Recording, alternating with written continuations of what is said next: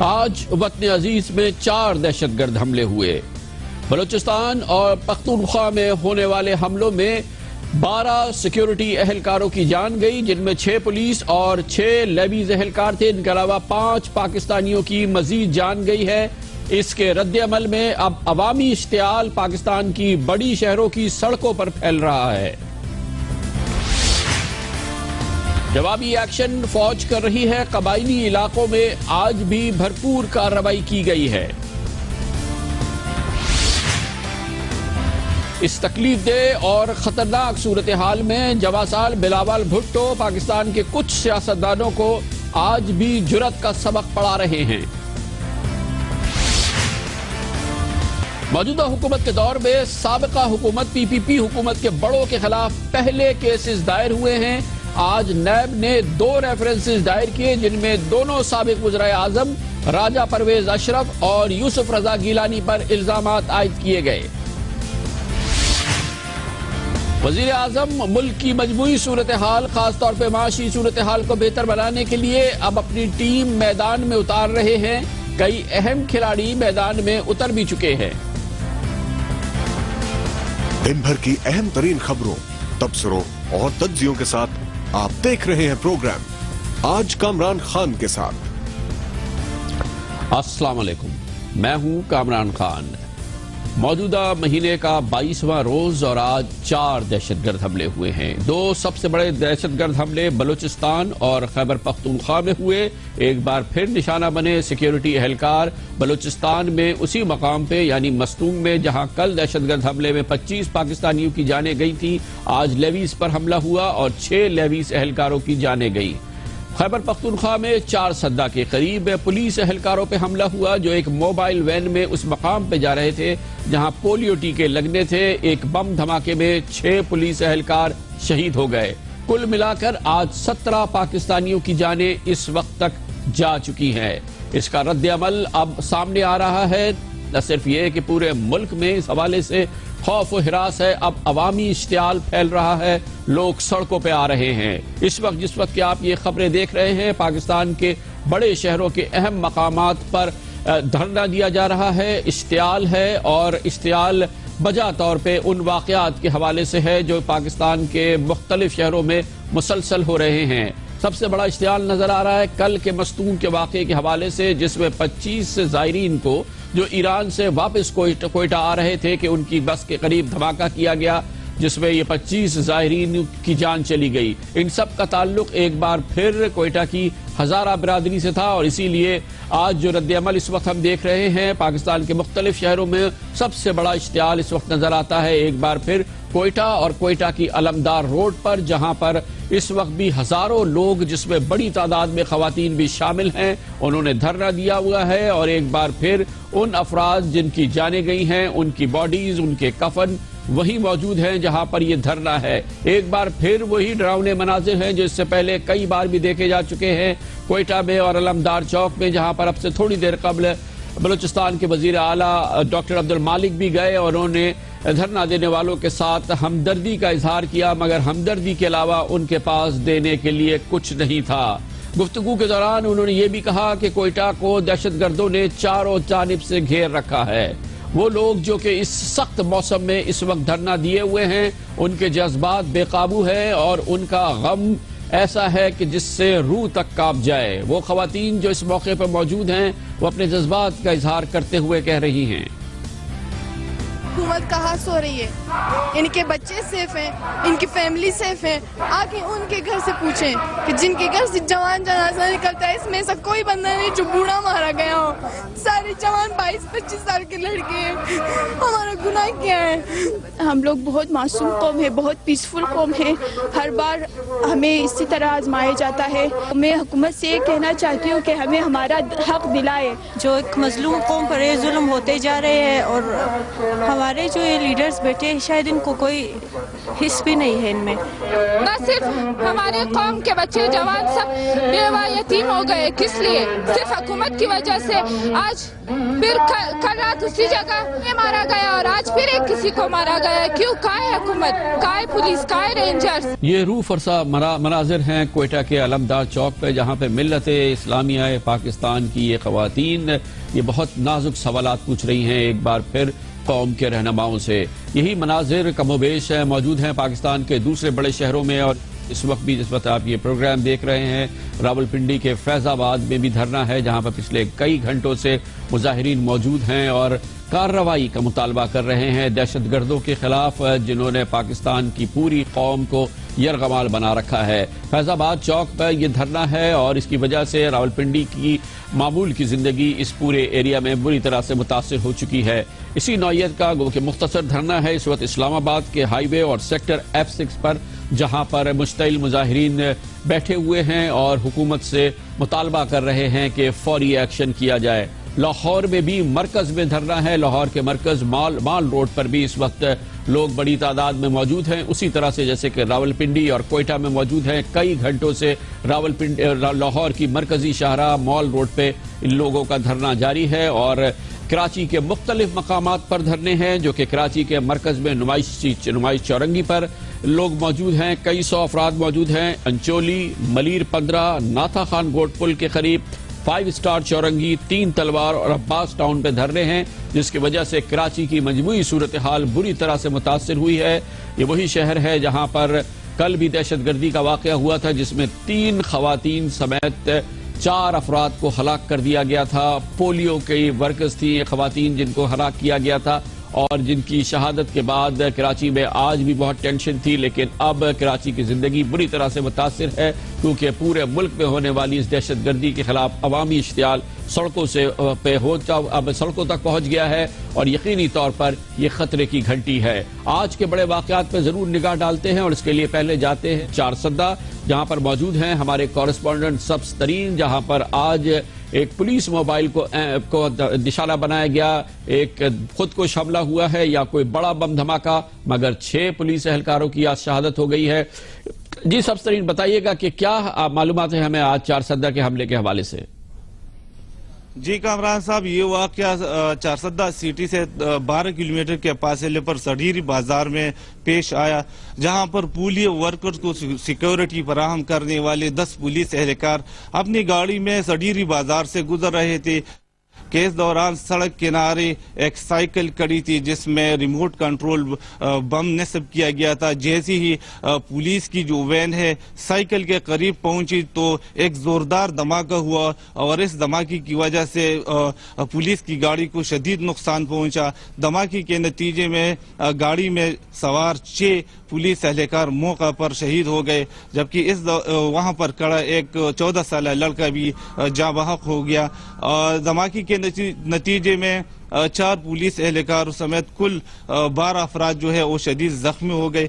जख्मियों को फौरी तौर पर डिस्ट्रिक्ट हेडक्वार्टर अस्पताल चारसद्दा मुंतकिल किया गया, जहां पर उनको तिब्बी इमदाद दी गई। 2 जख्मियों को नाजुक हालत की बिना पर लेडी रेडिंग अस्पताल पेशावर भी मुंतकिल किया गया। इस वाक़े के बाद जिली इंतजामिया ने जिला भर में पोलियो मुहिम को गैर मुअय्यना मुद्दत के लिए मुलतवी कर दिया गया है। ये हुआ है चारसद्दा में, जहां पर कल शायद हतमी तौर पे पोलियो मुहिम मुलतवी नहीं हुई थी, खत्म नहीं की गई थी, लेकिन आज कर दी गई और अगर हमले का यही हदफ था तो ये पूरा हो गया है।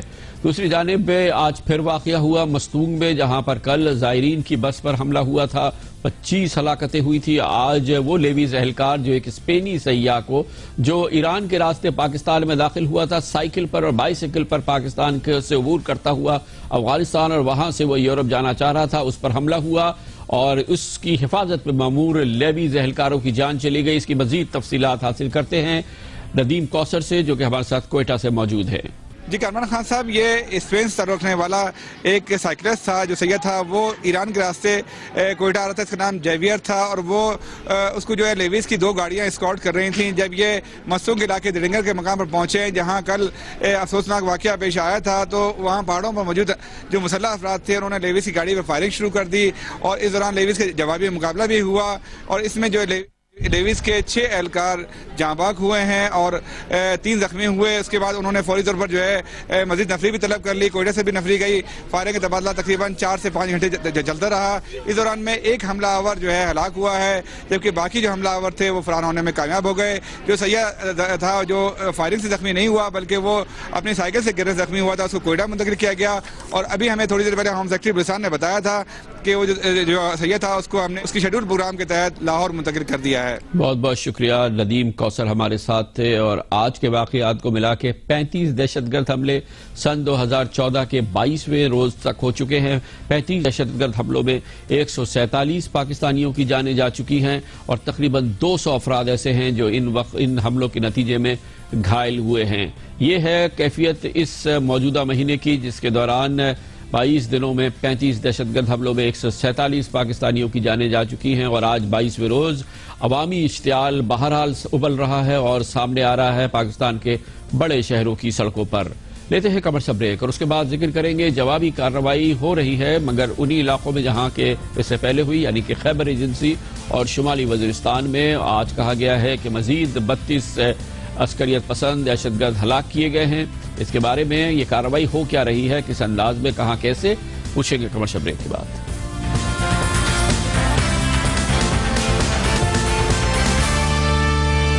Welcome back. بھرپور فوجی جوابی کارروائی ہو رہی ہے قبائلی علاقوں کے ان جگہوں پہ جن کے بارے میں کہا ہے کہ وہاں پہ مشتبہ دہشت گرد ٹھکانے ہیں.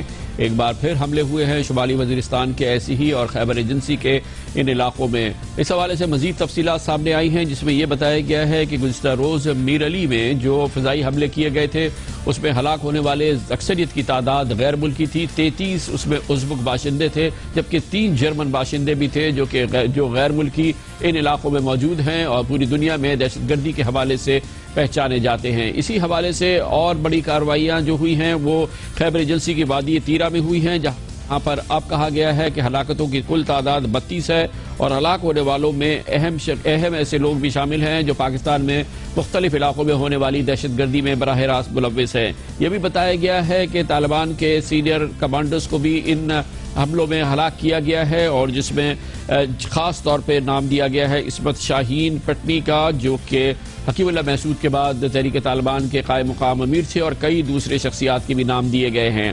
واضح لگ رہا ہے کہ حکومت کی جانب سے فی الحال ایک سلیکٹ آپریشن کیا جا رہا ہے ان علاقوں میں جن کے بارے میں شک ہے کہ وہاں پر دہشت گردوں کے ٹھکانے موجود ہیں. حکومت کی پالیسی کیا ہے اور اس حوالے سے عوام کس جانب دیکھیں، اس کرنے کے لیے ضروری ہے کہ ہم سنیں غور سے آج وفاقی وزیر پیداوار جناب رانا تنویر حسین نے حکومتی پالیسی کے حوالے سے کیا بات کہی. افواج ہیں ان کا اگر وہ فیلڈ میں ہوتے ہیں، اگر وہ بیٹھے ہوئے ہیں، ان پہ کوئی حملہ کرتا ہے تو یقینی طور پر ریئیکٹ کریں گے. تو یہ اس فیصلے سے یہ اس میں گورنمنٹ کا بھی فیصلہ ہے، ملٹری کا بھی فیصلہ ہے، اس میں تو دوسری رائے نہیں.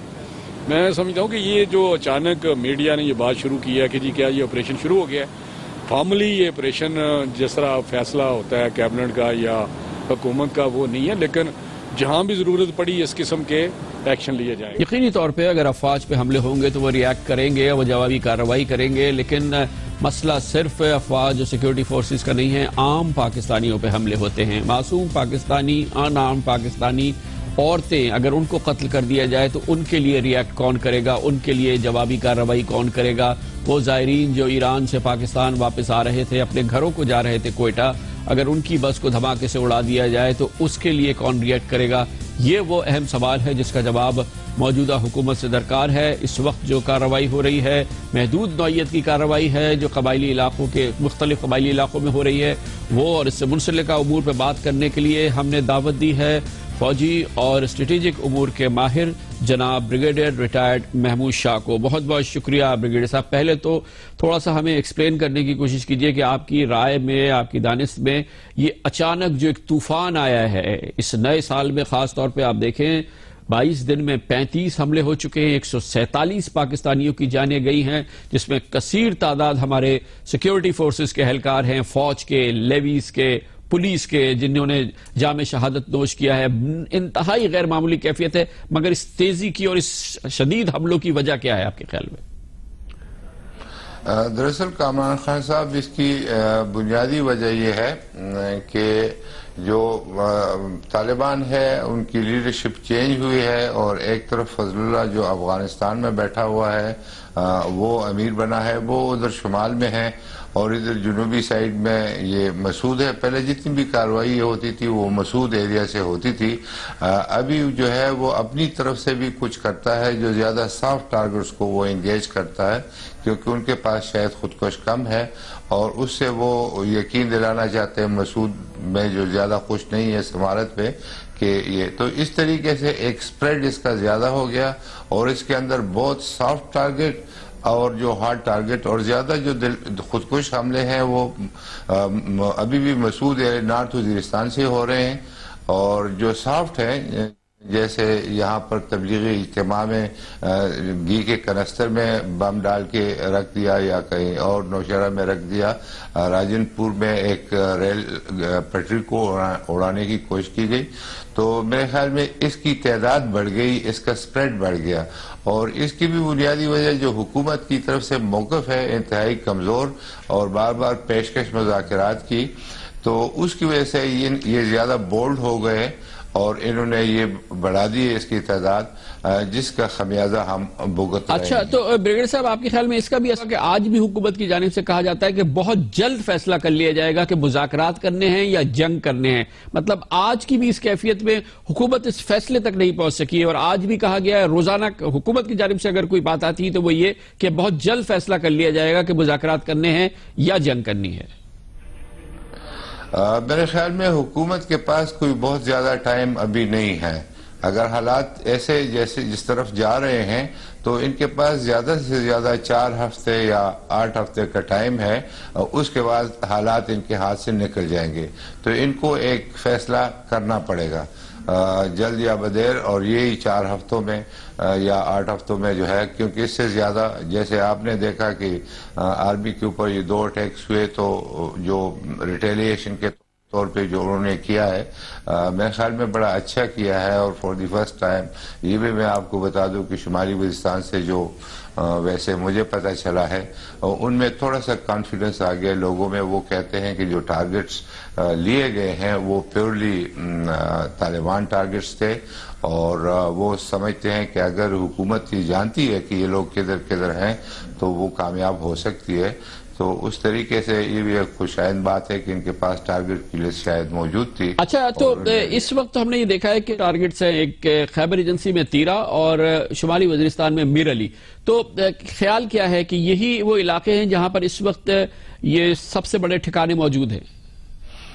جی بالکل، میر علی میں تو آلریڈی یہ موجود ہے، اور جیسے یہ حکومت تیاری کرتی ہے تو یہ بھی جانتے ہیں، تو انہوں نے یہ خیبر ایجنسی اور اگزئی ایجنسی کے جو سنگم ہے اس کے اوپر کوئی پہاڑی ہیں جس میں یہ انہوں نے آگزیلری ہیڈ کوارٹر بنایا ہوا ہے، اور وہاں پر بھی حکومت نے اپنے فٹ سٹیپ بنائے ہوئے ہیں، وہاں پر ریمپس ہے جہاں سے ان کے خلاف کارروائی ہوتی ہے، تو یہ ان کا ایک آگزیلری ہیڈ کوارٹر تھا، ان کا خیال یہ تھا کہ وہاں سے نکل کے یہاں آئیں گے، تو اس لیے حکومت اس کو بھی مد نظر رکھ رہی ہے، اور امید یہ ہے کہ جب بھی اعلان ہوگا حکومت کی طرف سے آپریشن ہوگا اسی طریقے سے چاہیے جیسے سوات یا مراکن میں ہوا تھا اور نیچے جنوبی وزیرستان میں، اور میرے خیال میں فوج اس کے لیے تیار ہے، اور ابھی عوام جلدی 90% 100% تو وہ اس خیال کے ہیں،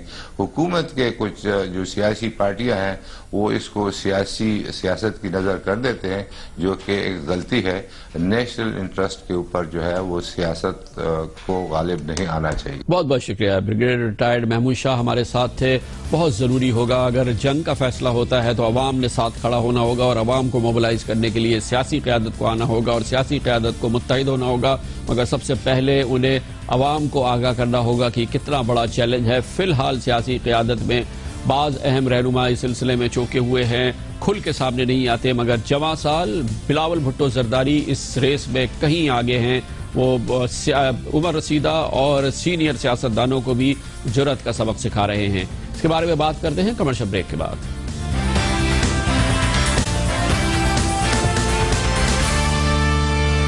یقینی طور پہ قوم کا مورال گرا ہوا ہوگا اگر روزانہ اس پر حملے ہو رہے ہوں، اور قوم کی نہ کسی بیٹی کو، نہ ماں کو، نہ بیٹے کو، نہ سپاہی کو، نہ پولیس والے کو، نہ کسی عام طالب علم کو اس بات کا یقین ہو کہ اس پر حملہ نہیں ہوگا، تو یقینی طور پہ مورال ڈاؤن ہوگا۔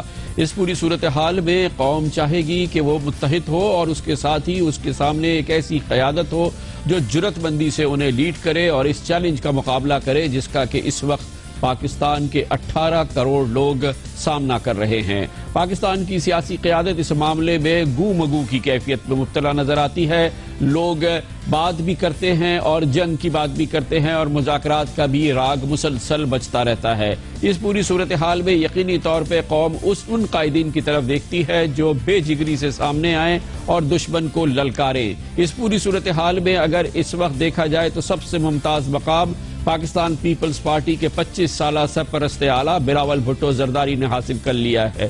مسلسل اور ایک استحکام کے ساتھ وہ ایک ہی بات کر رہے ہیں کہ دہشت گردوں کا مقابلہ کرنا ہوگا اور اس چیلنج کے مقابلے کے لیے بے جگری سے آگے آنا ہوگا۔ وہ یہ بات روزانہ اپنے ٹویٹس میں بھی کرتے ہیں، اور عوامی سطح پر اگر خطاب کرتے ہیں تو وہاں بھی کرتے ہیں۔ جہاں پر ہوتا ہے بلاول بھٹو زرداری پاکستانی اس کو بے جگری سے آگے آنے کی دعوت دیتے ہیں۔ آج اپنے ٹویٹس میں بلاول بھٹو زرداری کہتے ہیں کہ ہم بہادری کا دعویٰ کرتے ہیں لیکن اپنے شہید فوجیوں کے لیے نہیں لڑتے۔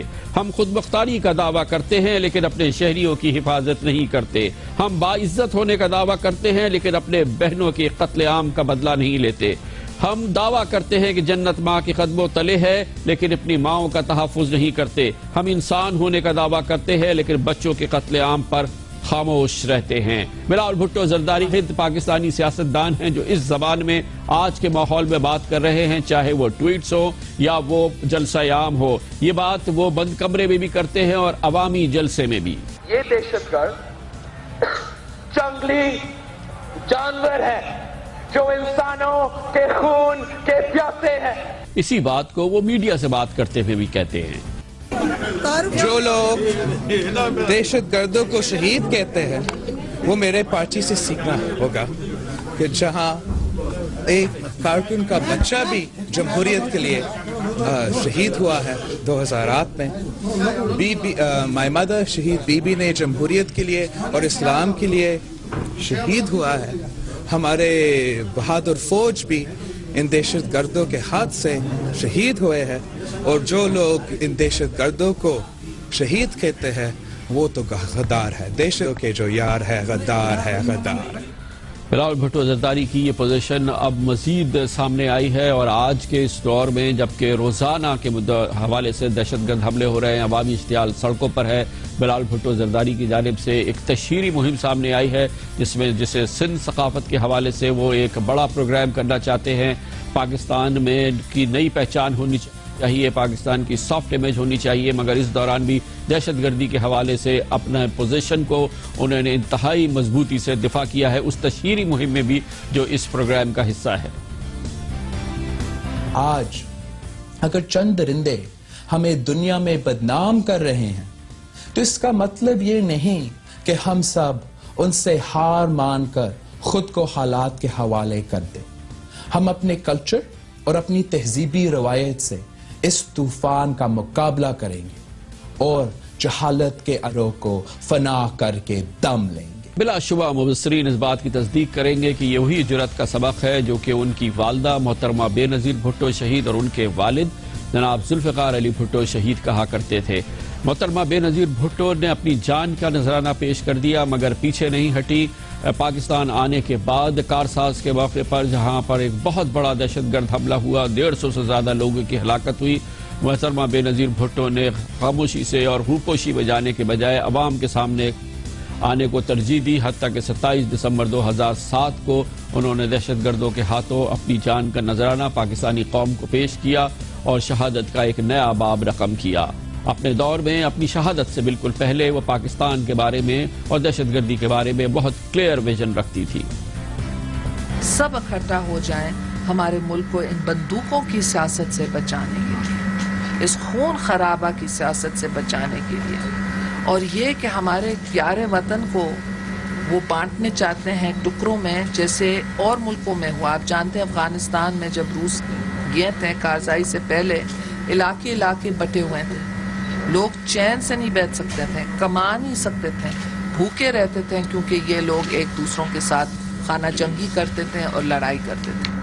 اور ابھی عراق کے اندر دیکھیں بٹ گئے ہیں، اور جب قوم بٹ جاتی ہے تو ایک دوسروں کو پھر مارنے لگتے ہیں اور خون خرابہ ہوتا ہے۔ میں وہ خون خرابہ اپنے سرزمین پر نہیں دیکھنے چاہتی ہوں، اور میں جانتی ہوں کہ آپ لوگ بھی وہ خون خرابہ اس سرزمین پر نہیں دیکھنے چاہتے ہیں۔ تو ہم سب کو عہد کرنا چاہیے کہ ہم سیاست کریں گے، پرامن سیاست کریں گے، عوام کی ہم سیاست کریں گے جدھر لوگوں کی جانوں کی تحفظ ہو۔ شاید اسی وجہ سے بے جگری سے لڑتے ہوئے محترمہ بے نظیر بھٹو نے اپنے خالق حقیقی سے رجوع کرنے کا فیصلہ کیا، لیکن آج ان کا بیٹا بلاول بھٹو زرداری یقینی طور پہ پاکستان کے سیاستدانوں میں اور سیاست میں ایک ممتاز حیثیت اختیار کر چکا ہے۔ پاکستان پیپلز پارٹی کا نیم مردہ جسم جو کہ 2013 کے انتخابات کے بعد یقینی طور پہ بہت ہی مجروح نظر آتی تھی، اس میں ایک نئی جان پھونک دی ہے اس نئے جمع سال سیاسی رہنما نے۔ کیا واقعی پاکستان پیپلز پارٹی ایک نئے درخشاں موڑ کی طرف چل رہی ہے اور پاکستان کے نوجوانوں کو ایک بہادر اور جرأت مند سیاستدان مل گیا ہے؟ اس پر بات کرتے ہیں، اور اس کے لیے ہم نے دعوت دی ہے پاکستان کے دو معروف ترین تجزیہ کاروں میں سے ایک ہمیں جوائن کریں گے جگنو محسن جو کہ ایڈیٹر ہیں فرائیڈے ٹائمز کی اور معروف تجزیہ کار ہیں، اور جناب ایاز امیر جو نامور کالمنسٹ ہیں۔ بہت بہت شکریہ جگنو محسن صاحبہ۔ پہلے آپ یہ بتائیے گا کہ کیا بلاول بھٹو زرداری نے جو حالیہ پوزیشن لی ہے اور جتنی سٹرونگلی اور جس جرأت مندی سے انہوں نے پوزیشن لی ہے پاکستان کو دہشت گردی کے چیلنج کے حوالے سے، کیا ہم کہہ سکتے ہیں کہ انہوں نے دوسرے پاکستانی سیاستدانوں کو پیچھے چھوڑ دیا ہے؟ کل میں سمجھتی ہوں کہ بلاول بھٹو زرداری نے بہت دلیر اور بہت جرأت مندانہ اقدام کیا ہے، اور مجھے یہ یقین ہے کہ وہ اس چیز کو بالکل سمجھتے ہیں اور دل سے مانتے بھی ہیں۔ کچھ ایسے لوگ ہیں جو اگر کہنا بھی چاہیں اور پھر کہہ بھی دیں اور دلیری کا اعلان کر بھی دیں، اور ان کے بارے میں انسان کو یقین نہیں ہوتا کہ وہ دل سے اس چیز کو مانتے ہیں کہ نہیں، لیکن یہ سارا بھٹو خاندان بڑے دلیر لوگوں کا ہے اور انہوں نے جانوں کے نذرانے دیے ہیں، اور مجھے معلوم ہے کہ بلاول اس چیز پہ یقین رکھتے ہیں اور انہوں نے یہ دلیری کا اظہار اسی وجہ سے کیا ہے۔ لیکن ایک بات میں اور کرنا چاہتی ہوں یہاں کہ بلاول رہتے ہیں دبئی میں، اور بلاول ہاؤس کی جو قلعہ ہے وہاں کراچی میں، پاکستان میں اتنا وہ نکلتے نہیں ہیں۔ کاش وہ دن آئے جب وہ نکلیں، اپنا ملک دیکھیں۔ مجھے یہ بھی پتا ہے، اس چیز کا ادراک ہے کہ وہاں ان کو سیکیورٹی کے بہت سخت مسائل ہیں، لیکن وہ سیاستدان جو اس وقت پاکستان میں سر عام کھلے عام ٹور کرتے ہیں، ہسپتالوں میں جاتے ہیں، اپنے دفاتر میں بیٹھتے ہیں، اپنی کنسٹیٹیوئنسیز میں جاتے ہیں، سڑکوں پہ سفر کرتے ہیں، ان کی جانوں کو زیادہ خطرہ اس وقت بلاول سے، اور ان میں سے جو لوگ کھڑے ہو کے اور دلیری سے یہ بیان دیتے ہیں، میں سمجھتی ہوں وہ اس وقت بلاول سے زیادہ دلیر، لیکن بلاول بازی لے گئے ہیں، اس میں کوئی شک نہیں ہے۔ ایاز امیر، آپ بتائیے گا کہ جو ابھی پوزیشن لی ہے بلاول بھٹو زرداری نے، خاص طور پہ دہشت گردوں کو جس انداز سے انہوں نے چیلنج کیا ہے، کم از کم عوام تک کی جو آواز پہنچتی ہے اس میں بہت ہی وہ ڈیفرنٹ آواز ہے بلاول بھٹو کی جو کہ دوسرے سیاستدانوں کے ذریعے پہنچتی ہے۔ کیا آپ کے خیال میں وہ دوسرے سیاستدانوں سے اس معاملے میں ان کو ایج حاصل ہو گئی ہے، آگے نکل گئے ہیں وہ؟ دیکھیے، جو نوجوان بلاول ہیں باتیں تو بالکل ٹھیک کر رہے ہیں کہ ہمیں دہشت گردی کے خلاف یہ کرنا چاہیے، ہمیں مل کے کرنا چاہیے، ہمیں چیلنج کرنا چاہیے، بالکل ٹھیک بات کر رہے ہیں، یہ باتیں ہونی چاہیے۔ پاکستان میں اس وقت یہ ہو رہا ہے کہ سیاسی میدان میں بالکل چپ سادھی ہوئی ہے، اتنی الووں کی چپ سادھی نہیں ہوتی جتنے کہ ہمارے سیاسی رہنماؤں نے، حکومت نے، یہ حالیہ ہفتوں میں آپ دیکھ لیں کہ دہشت گردی کتنی زیادہ بڑی ہے۔ روزمرہ آج بھی واقعہ ہوا ہے، کل ہوا ہے، مختلف جگہوں پہ ہو رہا ہے۔ ہمارے حکمران خاص طور پہ جو رولنگ پارٹی ہے سینٹر میں، وہ بالکل بات کرنے کو تیار نہیں ہے اس پہ، اس کا، اور پھر بھی ان کے لوگ ہاں جی پیس پروسیس کے لیے ہم ڈسٹرب نہیں ہونے دیں گے. تو یہ بات آپ کی بالکل ٹھیک ہے کہ ان کا بات کرنا ہی اس موجودہ حالات میں ہمیں غنیمت سمجھنا چاہیے کہ کوئی آدمی تو ایسے بات کر رہا ہے, اور شاید اس نوجوان آدمی کو دیکھ کے ان بڑوں کو تھوڑی سی, اب میں کیا کہوں, آپ کے پروگرام میں شرم کا لفظ تو استعمال نہیں کرنا چاہیے. جگنو صاحب آپ یہ بتائیے گا کہ کیا ہم کہہ سکتے ہیں کہ جس انداز سے یہ بلاول سامنے آئے ہیں, یہ پیپلز پارٹی کا ایک بہت ہی پولیٹیکلی ویک پیریڈ تھا, یہ الیکشن جس طرح سے ہارے ہیں, یہ پیپلز پارٹی میں ایک نئی روح پھونک سکتی ہے ان کی شخصیت, یا ہیز ٹو ینگ؟ بالکل پھونک سکتا ہے, لیکن سب سے پہلے بلاول کو پیپلز پارٹی کے کمزور جسم میں جان پھونکنے کی ایک بنا ہے, اور ان کو اس چیز کو سمجھنا چاہیے کہ اگر سندھ میں پیپلز پارٹی کی کیونکہ حکومت ہے, اگر سندھ میں پیپلز پارٹی لوگوں کو گورننس دے سکی اور لوگ سندھی اربن بھی رورل بھی اس سے متاثر ہوئے اور انہوں نے پیپلز پارٹی کے اس ٹینیور کو کامیاب سمجھا, تو پھر ہی پیپلز پارٹی کی ریلیونس باقی پاکستان میں بنے گی. کیونکہ یاد رکھیے گا کہ اس وقت پاکستانی جہاں بھی ہو, بلوچستان میں ہو, بنو میں ہو, پنجاب میں ہو, جہاں بھی ہے, اس کو گورننس چاہیے, اس کے بریڈ اینڈ بٹر ایشوز ہیں. اب وہ جو نعرہ لگا کے اور لوگوں سے ووٹ لے لینا, وہ زمانہ جو ہے نا وہ کافی حد تک ختم ہو چکا ہے. بہت صحیح, آپ نے بالکل صحیح بات کہی کہ بیان اور تمام چیزیں, مگر سب سے زیادہ اہم یہ ہے کہ پیپلز پارٹی سندھ میں ڈیلیور کیسے کرتی ہے, گورننس کو کیسے بہتر کرتی ہے. یقینی طور پہ یہی ڈیٹرمن کرے گی کہ پیپلز پارٹی آگے چل کے کیا کرے گے. آپ کا کیا خیال ہے اعظمی صاحب, بلاول کی شخصیت پیپلز پارٹی کے کو ایک نئی جلا دے سکتی ہے؟ یہ کہنا کامران صاحب بہت مشکل ہے, کیونکہ روح پھونکنے کے لیے ایک بڑی لازمی شرط ہے کہ وہ مکمل سربراہ پیپلز پارٹی کا ہو, اور جو موجودہ سائے پڑ رہے ہیں وہ ہٹ جائیں. وہ ہٹنے کو ہے کوئی نہیں. ان کے والد صاحب بھی کرتے دھرتے پیپلز پارٹی کے رہیں گے, اور جب تک ان کے والد گرامی اس پوزیشن میں ہیں تو اس بیچاری نیم زندہ یا نیم مردہ جان میں نئی روح پھونکنا بے حد مشکل ہے. بہت بہت شکریہ. جگنو محسن ایاز امیر ہمارے ساتھ تھے. کمرشل بریک, اور اس کے بعد ذکر کرتے ہیں کہ اہم ڈیولپمنٹ ہے آج موجودہ حکومت کے دور میں. گزشتہ حکومت کے حوالے سے پہلی بار 2 بڑے کیسز سامنے آئے ہیں. نیب نے آج ریفرنسز فائل کیے ہیں سابق وزراء اعظم جناب یوسف رضا گیلانی اور جناب راجہ پرویز اشرف کے خلاف. اس کے علاوہ کرپشن کا بھی ایک علیحدہ ریفرنس قائم ہوا ہے ممتاز کاروباری شخصیات کے حوالے سے. اس کے بارے میں بات کرتے ہیں کمرشل بریک کے بعد.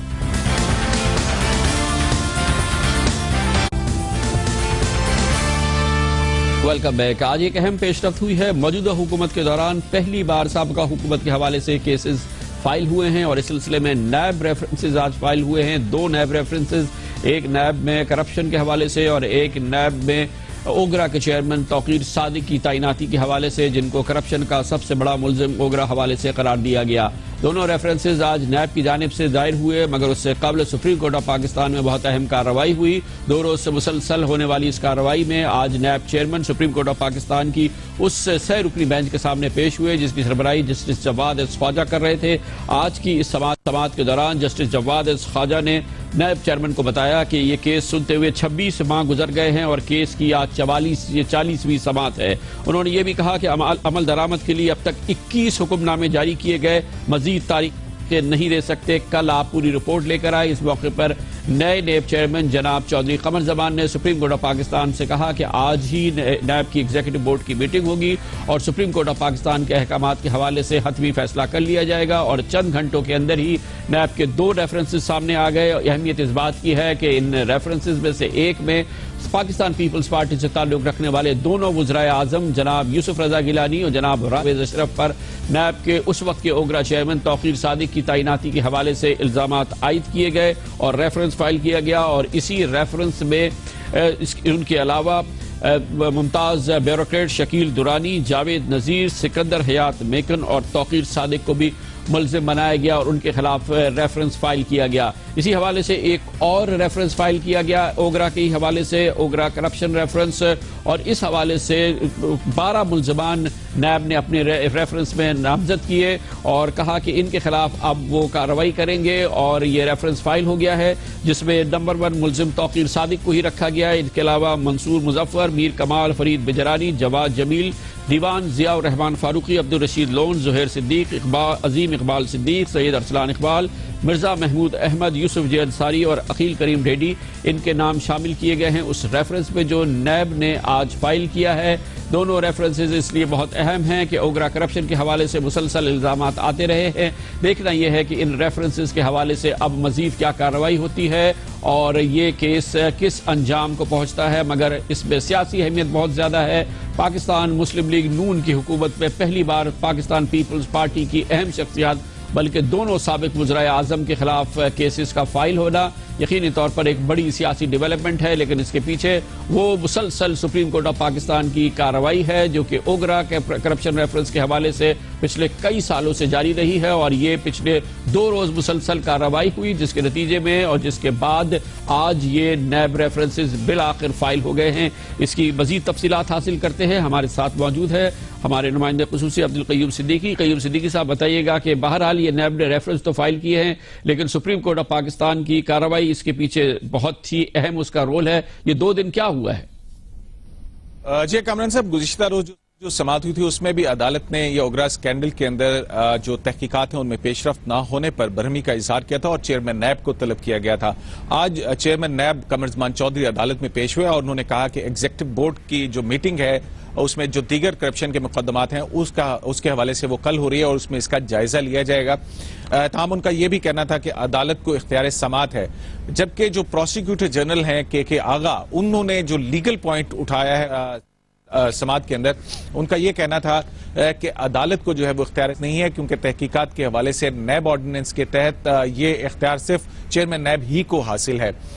اس پر جو ہے وہ دلائل جو ہے وہ کل ہوں گے کہ آیا عدالت کو اس حوالے سے اختیار سماعت ہے یا نہیں ہے, اور عدالت نے اس دونوں سماعتوں کے اوپر خاصی برہمی کا اظہار کیا کہ نیب جو تحقیقات کے اندر سست روی کا شکار ہے. 26 ماہ گزر گئے, 40 سماعتیں ہو چکی ہیں اور عدالت نے 21 احکامات اس حوالے سے جاری کیے ہیں, لیکن کسی ایک حکم پر عدالت کے عمل نہیں ہوا اور نیب جو ہے وہ ڈیفائنس کے اندر اور نیب سویا ہوا ہے. تو عدالت نے یہاں تک کہا کہ عدالت کے پاس یہ اختیار ہے کہ اگر کوئی تحقیقاتی ادارہ تفتیش میں دیانتداری نہ برتے یا نااہلی نظر آئے تو عدالت اس میں مینڈمس کی ریٹ جو ہے وہ جاری کر سکتی ہے. بہت بہت شکریہ عبدالقیوم صدیقی ہمارے ساتھ. لیتے ہیں کمرشل بریک اور اس کے بعد ذکر کریں گے. وزیر اعظم نواز شریف اب اپنی ٹیم کو میدان میں لا رہے ہیں. مختلف اہم ترین عہدوں پر اہل لوگ تعینات بھی ہو گئے ہیں اور یہ ایک ساؤنڈ ابتدا ہے اور دیکھتے یہ ہیں کہ اس کے اثرات کیا ہوتے ہیں, مگر اس ٹیم کے اہم شخصیات کی گفتگو کرتے ہیں کمرشل بریک کے بعد.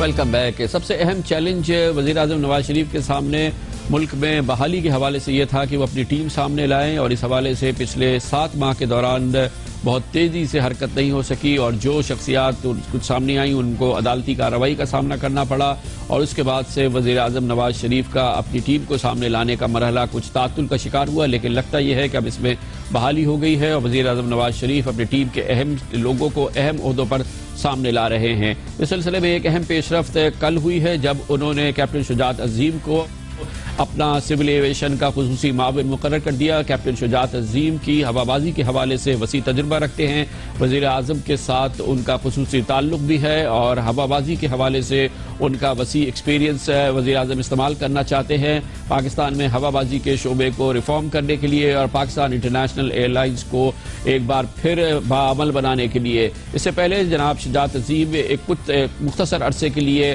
وزیر اعظم کے مشیر برائے ہوا بازی تھے, لیکن سپریم کورٹ آف پاکستان میں دوہری شہریت کے حوالے سے جب بات پہنچی تو انہوں نے اپنا عہدہ اپنا استعفیٰ دے دیا. اب لگتا یہ ہے کہ وزیر اعظم نواز شریف نے کئی دوسرے پاکستانیوں کی طرح سے فیصلہ کیا ہے کہ وہ پاکستانی چاہے وہ دوہری شہریت رکھتے ہوں, جن کے پاس تجربہ ہے, ملک سے محبت ہے, ملک کی خدمت کرنا چاہتے ہیں تو انہیں یقینی طور پہ موقع دینا چاہیے۔ پاکستان کی تقریباً تمام بڑی سیاسی جماعتیں سمجھتی ہیں کہ دوہری شہریت کے پاکستانی دراصل پکے سچے پاکستانیوں کی طرح سے ہی پاکستانی ہیں۔ یہی وہ پاکستانی ہیں جو پاکستان کے ضرب و مبادلہ کے ذخائر میں ہر سال تقریباً 17 ارب ڈالر جمع کراتے ہیں۔ پاکستانیوں کے ساتھ ان کا دل دھڑکتا ہے، ان کے تجربے، ان کی تعلیم اور ان کی جو ایکسپوجر ہے اس کو استعمال کرنا۔ وزیر اعظم نے لگتا یہ ہے کہ اس سلسلے میں فیصلہ بھی کر لیا ہے اور اطلاعات کے مطابق اس سلسلے میں وہ جلد قانون سازی بھی کر رہے ہیں۔ کیپٹن شجاعت عظیم پاکستان پی آئی اے اور ہوا بازی کے حوالے سے جو ویژن رکھتے ہیں ہمارے گزشتہ پروگرام میں انہوں نے شیئر بھی کیا تھا۔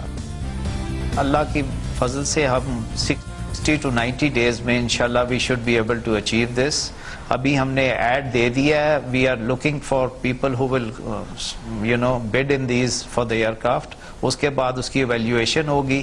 ہمارے پاس پائلٹس اپنے ہیں، ماشاءاللہ بہت اچھے پائلٹس ہیں، so we should have no problem۔ Maintenance facilities ہماری اپنی ہیں، so انڈکشن میں ہمیں 60 to 90 days لگیں گے انشاءاللہ۔ اس کے بعد کیپٹن شجاعت عظیم نے اپنا یہ عہدہ چھوڑ دیا، لیکن اب وہ دوبارہ ڈرائیونگ سیٹ پر واپس آ گئے ہیں اور پی آئی اے اور سول ایویشن کے دوسرے محکموں کی اصلاح ہوتی ہے، یہ ابھی دیکھنا باقی ہے۔ دوسری جانب جناب نواز شریف نے پرائیویٹائزیشن بورڈ میں جناب محمد زبیر کو تعینات کر دیا ہے۔ پرائیویٹائزیشن ان کی حکومت کا ایک بہت اہم ٹاسک ہے، مشن ہے، جس کے ذریعے وہ قومی کارپوریشن جو خزانے کو ہر سال 500 ارب روپے کا نقصان دیتی ہیں ان کی اصلاح کر کے اور ان کی نجکاری کرنا چاہتے ہیں۔ یہ بہت اہم کام ہے، اس لیے محمد زبیر کیپٹن شجاعت عظیم کی طرح سے جناب نواز شریف کی ٹیم کے ایک اچھے اور معتبر ساتھی ثابت ہوں گے۔ اس کے ساتھ ہی ہمارے آج کے پروگرام کا اختتام ہوتا ہے۔ کل آپ سے پھر ملاقات ہوگی۔ کل تک کے لیے کامران خان کو اجازت۔ اللہ حافظ و ناصر۔